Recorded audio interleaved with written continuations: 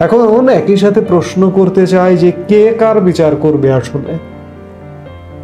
28 ফেব্রুয়ারি রাতেও আওয়ামী লীগ প্রধান শেখ হাসিনা ভার্চুয়ালি আওয়ামী লীগের ফেসবুক পেজ এবং ইউটিউব চ্যানেলে যুক্ত হয়েও তিনি দেশে ফেরার দৃঢ় আশাবাদ ব্যক্ত করেছেন এবং সেই চ্যানেলে যুক্ত হয়েছিলেন তিনি মূলত আওয়ামী লীগের নির্যাতিত নেতা কর্মীর দুঃখগাথা শুনে তার বক্তব্যে তিনি বলেছেন, আমি দ্রুত দেশে ফিরব এবং দ্রুত দেশে ফিরে এই অপরাধীদের এবং মোহাম্মদ ইউনুস গণের বিচার করব। এখন প্রশ্ন হচ্ছে কে কার বিচার করবে? আসলে সর্বোচ্চ বিচারক এবং সর্বোচ্চ পরিকল্পনাকারী তো মহান আল্লাহ পাক। তিনি কাকে কোন অন্যায়ের বিচার হতে দেবেন তিনিই জানেন।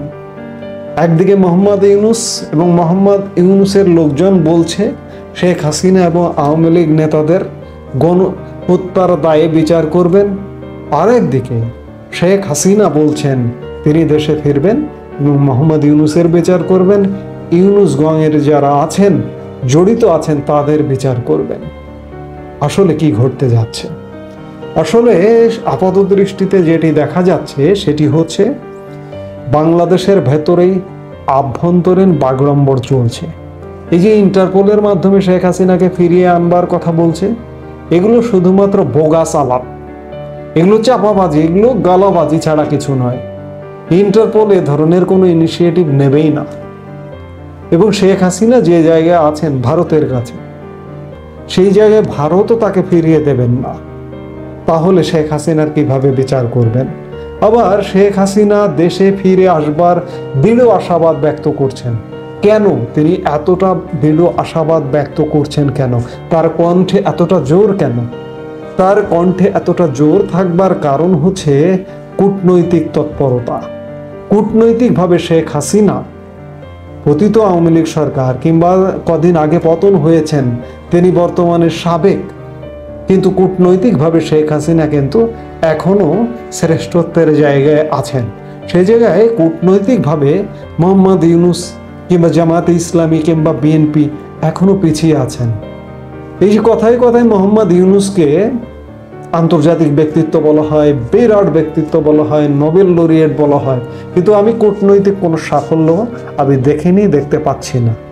অনেক জায়গায় অনেকে অনেকভাবে বিভিন্নভাবে বলবার চেষ্টা করেন যে ডক্টর মোহাম্মদ ইউনুস বিশাল ব্যক্তিত্ব, বিরাট ব্যক্তিত্ব। সেই বিরাট কি ঘটনা ঘটিয়েছেন গত 7 মাসে একটু যদি ব্যাখ্যা করে বলতেন তাহলে আমরাও জ্ঞানী হতে পারতাম। আমার ক্ষুদ্র জ্ঞানে আমি তো দেখি না যে বিরাট কোনো ঘটনা ঘটিয়েছেন। সেদিক দিয়ে শেখ হাসিনা কূটনৈতিকভাবে এগিয়ে আছেন।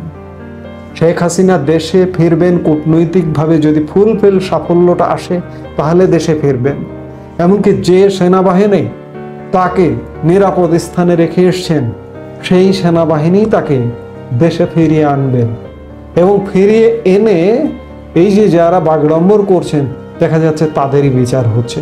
আমি আগে বললাম যে আসলে সবকিছুর পরিকল্পনাকারী বিচারক মহান আল্লাহ জানেন আসলে কে কার বিচার করবে।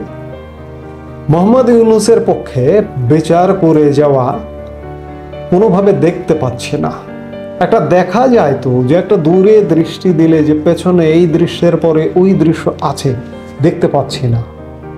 কিন্তু শেখ হাসিনা যে দেশে ফিরবেন এবং বিচার করবেন এটি কিন্তু দেখতে পাচ্ছি। সেই জায়গা থেকে এখন আমাদের অপেক্ষা করতে হবে যে আসলে কে কার বিচার করবেন। এই মুহূর্তে এ পর্যন্তই। সবাই ভালো থাকুন, সুস্থ থাকুন।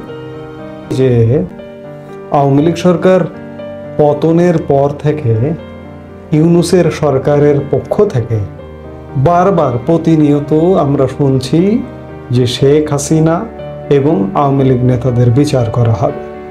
এই লক্ষ্যে আন্তর্জাতিক অপরাধ ট্রাইব্যুনাল দখলে নেওয়া হয়েছে। কার পক্ষ থেকে দখলে নেওয়া হয়েছে? জামাতে ইসলামের পক্ষ থেকে। এই যে আন্তর্জাতিক অপরাধ ট্রাইব্যুনালের ট্রাইব্যুনালের সঙ্গে যারা জড়িত, চিফ প্রসিকিউটর, অন্যান্য প্রসিকিউটর এবং এখানে বিচারের সঙ্গে যারা জড়িত তারা সবাই অলমোস্ট জামাত ইসলামের। চিফ প্রসিকিউটর তাজুল ইসলামের কথাই যদি বলেন, তাজুল ইসলাম কার? জামাত ইসলামের। তিনি যুদ্ধাপরাধী এবং জামাতের নেতাদের পক্ষের একজন আইনজীবী ছিলেন। তিনি এখন আন্তর্জাতিক অপরাধ ট্রাইব্যুনালের চিফ প্রসিকিউটর। তাজুল ইসলামের পক্ষ থেকেও প্রতিনিয়ত বাগড়ম্বর করা হচ্ছে যে খুব দ্রুত বিচার করা হবে। তার উপরে আইন উপদেষ্টা আসিফ নজরুল প্রতিনিয়ত বাগড়ম্বর করে যাচ্ছেন যে দ্রুত বিচার করা হবে শেখ হাসিনার। আসলে কে কার বিচার করবে, এই প্রশ্নটি এসে যাচ্ছে। খবরে প্রকাশ যে প্রাক্তন প্রধানমন্ত্রী শেখ হাসিনাকে আবারও সরকারের তরফে, তাজুল ইসলামের তরফে জানা গেল যে প্রাক্তন প্রধানমন্ত্রী শেখ হাসিনাকে দেশে ফেরানোর তোড়জোড় চলছে। তাজুল ইসলাম বলেছেন যে 1-1.5 মাসের মধ্যেই তার বিরুদ্ধে বিচার প্রক্রিয়া শুরু হবে। শনিবার বিকেলে ঢাকার একটি অনুষ্ঠানে গিয়ে এই মন্তব্য করেন তিনি জানান, ইন্টারপোলের মাধ্যমে শেখ হাসিনাকে বাংলাদেশে ফেরানোর চেষ্টা চলছে।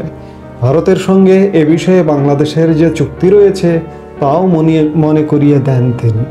তাজুল বলেন, হাসিনা সহ গুরুত্বপূর্ণ কিছু মামলার তদন্ত প্রতিবেদন আমরা মার্চ মাসের মধ্যেই হাতে পেয়ে যাব বলে আশা করছি। যদি আনুষ্ঠানিকভাবে এই প্রতিবেদন পেয়ে যায়, 1-1.5 মাসের মধ্যেই বিচার প্রক্রিয়া শুরু করে দেওয়া হবে। কতদিন ধরে তা চলবে এখনই বলা সম্ভব নয়। নথির পরিমাণ, সাক্ষীদের বয়ান বিচার করে আদালত সেই সংক্রান্ত সিদ্ধান্ত নেবে। আমাদের দিক থেকে যত দ্রুত বিচার প্রক্রিয়ায় কাজ এগোনো যায় সেই চেষ্টা করব। ট্রাইব্যুনালের বিচার কোনো বিরতি ছাড়াই চলবে। শেখ হাসিনার বিচার সংক্রান্ত বিষয়ে তাড়াহুড়া করছেন না বলেও জানান তাজুল। এ বিষয়ে সাধারণ মানুষের আকাঙ্ক্ষাও যাতে নষ্ট না হয়ে যায় তা নিশ্চিত করা হবে, এমনটাই বলেছেন তাজুল ইসলাম ইত্যাদি বলেছেন। এর আগে আইন উপদেষ্টা কয়েকদিন আগে, বেশ কিছুদিন আগে বলেছিলেন যে অক্টোবরের মধ্যে বিচার কাজ শেষ করা হবে। অর্থাৎ বিচারের ব্যাপারে একটা তাড়া আছে, তাড়াহুড়া চলছে, বিচার বাস্তবায়নের চেষ্টা চলছে। আমি এর আগেও একাধিক ভিডিওতে বলেছি যে আওয়ামী লীগ প্রধান শেখ হাসিনা এবং জেলে বন্দি আওয়ামী লীগের যেসব নেতা আছেন তাদেরও বিচার প্রক্রিয়া চলছে, বিচার করা হবে এবং অতি দ্রুততার সাথে এই সরকার যদি সময় পায়, অক্টোবর পর্যন্ত যদি সময় পায় কিংবা তার আগে পর্যন্ত যদি সময় পায়, তাহলে কয়েকজন আওয়ামী লীগ নেতাকে ফাঁসিতে ঝুলিয়ে দেবে।